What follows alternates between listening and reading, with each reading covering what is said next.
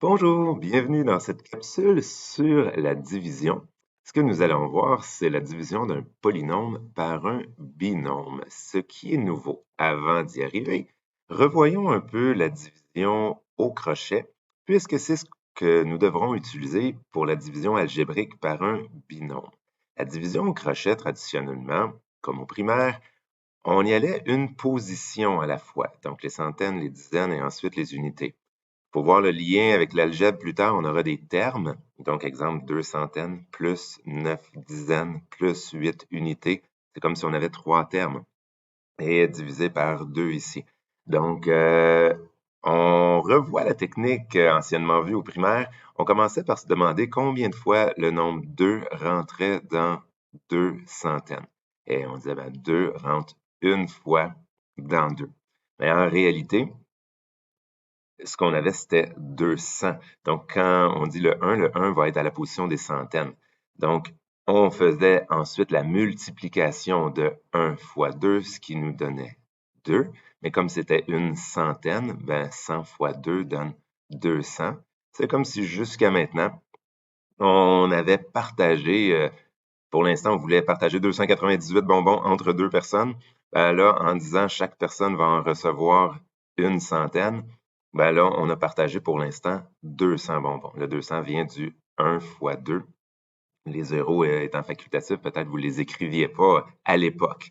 L'idée, c'était de savoir maintenant qu'est-ce qu'il reste à partager. Donc, on faisait une soustraction pour dire, OK, si je donne à chaque personne 100 bonbons, à chacune des deux personnes à qui je veux partager mes 298 bonbons, là, j'en ai partagé 200. Il m'en reste donc 98 qui ne sont pas encore partagés. Et je recommençais la procédure. À qu'à noter, les étapes qu'on fait ici, on va refaire les mêmes en algèbre. On va se demander combien de fois le diviseur rentre dans le premier terme ici. Donc, 2, combien de fois il rentre dans 2? On écrit notre réponse. On fait la multiplication de 1 fois 2. On vient mettre notre réponse ici, ce qui était 2. Et on fait la soustraction pour savoir ce qu'il reste à diviser. Et on recommence les 3 étapes. Combien de fois le diviseur 2 rentre dans 9? Alors, 2 rentre 4 fois dans 9. Encore là, c'est 4 dizaines. Et quand je vais faire 4 fois 2, ça va me donner 8. Si on considère que c'était 4 dizaines, 40 fois 2, ça donne en réalité 80.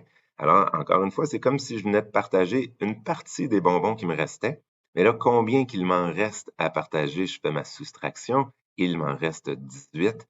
Et là, je terminais en me demandant combien de fois 2 rentre dans 18 et ça rentrait 9 fois. Ma réponse était donc une centaine, 4 dizaines, 9 entiers ou 9 unités. Et c'était ma réponse. Je voulais revoir ça parce qu'on va refaire les mêmes étapes, mais avec des expressions algébriques. Au niveau du vocabulaire, quelques petites précisions avant de passer au côté algébrique. Le nombre qui se fait diviser, je vous rappelle qu'on l'appelle le dividende. Le nombre par lequel on divise s'appelle le diviseur. Et la réponse d'une division s'appelle le quotient. Quotient. Alors voilà quelques petits rappels de vocabulaire. Lorsqu'on a une réponse qui arrive juste, on peut dire que les nombres du diviseur et du quotient sont des facteurs de 298. Comme dans ce cas-ci, le nombre 2 et le nombre 149 sont des facteurs de 298 dans le sens où ce sont des diviseurs qui arrivent juste. 298 peut se faire diviser par 2 ou peut aussi se faire diviser par 149. Dans les deux cas, la réponse arrive juste. Et 2 fois 149 donne bien 298. C'est pour ça qu'on appelle ça des facteurs de 298. C'est une question encore là de vocabulaire sur lesquelles on reviendra. On y va avec la technique algébrique maintenant. Alors, pour effectuer une division d'une expression algébrique par un binôme, nous devrons utiliser la division au crochet.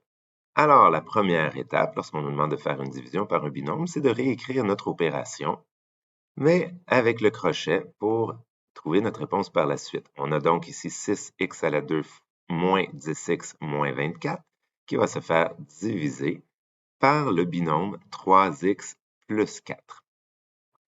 Dans l'ordre, on doit commencer à diviser le premier terme par le premier terme. Donc, 6x2 divisé par 3x. Des fois, ça peut se faire mentalement. D'autres fois, on a peut-être besoin d'aller faire un petit calcul brouillon pour être sûr de notre réponse. 6x2 divisé par 3x, ça va donner 6 divisé par 3, 2. Et x à la 2 divisé par x à la 1, ça donne x. Donc, notre réponse est 2x. Cette réponse-là, c'est le nombre de fois que 3x rentre dans 6x2.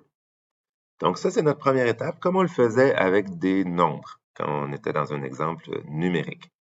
La deuxième étape, c'était de multiplier notre réponse par le diviseur. Donc ici, le diviseur, c'est 3x plus 4. Donc je vais multiplier ma réponse 2x fois 3x plus 4, comme si le 3x plus 4 était entre parenthèses. Ce qui va me donner 2x fois 3x, 6x2.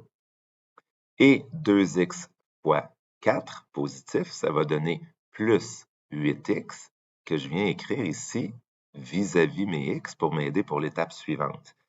Ça, c'est ma deuxième étape ici, de multiplier, de faire le produit entre ma réponse et mon diviseur. Ensuite, ce qu'on faisait dans l'exemple numérique, c'était de savoir ce qu'il nous restait à diviser. Donc, on faisait une soustraction. On va soustraire ce qu'on a utilisé jusqu'à maintenant, en mauve, de ce qu'on voulait diviser au complet, en bleu. Lorsqu'on fait une soustraction, c'est comme si je faisais ici 6x2 moins 10x moins 24 et que je voulais lui soustraire la réponse en mauve. Donc, je veux soustraire 6x2 plus 8x. On voit que ce que je veux soustraire, c'est un binôme. Je l'ai mis en parenthèse. On ne sera pas obligé d'aller le faire au brouillon comme ça, mais on va être obligé ici d'inscrire nos parenthèses pour penser que les deux termes se font soustraire. Il y a donc un changement de signe. On a 6x2 moins 6x2, ça donne 0x2, mais on va avoir moins 10x moins plus 8x. Donc, moins plus va donner une soustraction. Moins 10x moins 8x va donner moins 18x. Et le 24, lui aussi, fait partie de la soustraction, mais moins 24, moins rien, parce qu'il n'y a pas de terme constant en bas, il va rester moins 24.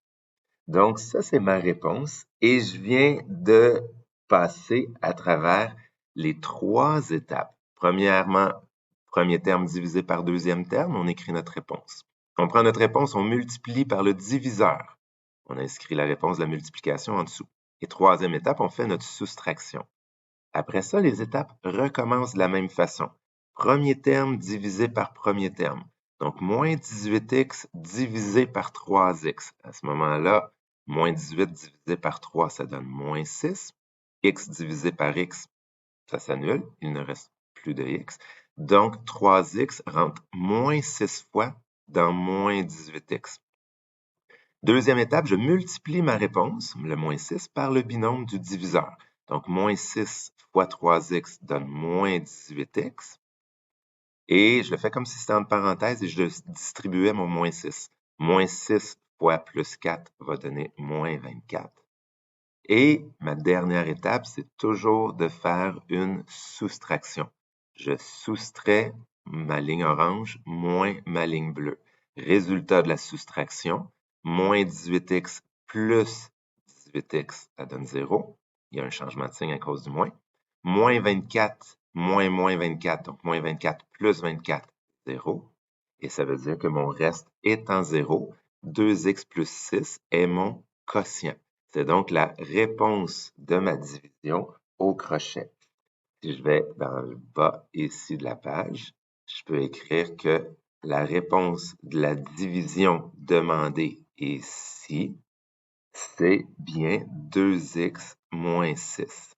C'est comme si je venais de simplifier ma grosse expression algébrique ici qui représentait une division. Et pour connaître le résultat, j'ai fait les opérations au crochet pour faire la division du numérateur divisé par le dénominateur.